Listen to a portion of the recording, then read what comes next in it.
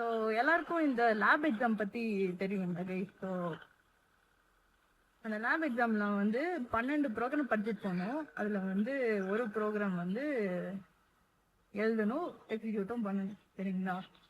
So இப்படி இருக்கும்போது எனக்கு ஒரு விஷயம் தோணுது கைஸ்.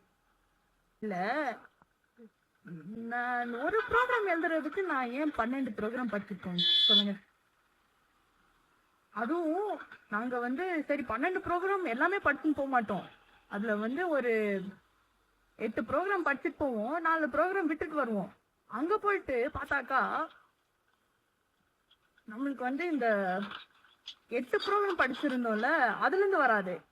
நாங்க படிக்காத 4 ப்ரோக்ராம் இருக்கு தெரியுங்களா, அதுல இருந்து தான் வரும். ஐயோ அப்படின்னு சொல்லிட்டு யோசிச்சாக்கா நம்மளால அதுல எதுவுமே பண்ண முடியாது கைஸ்.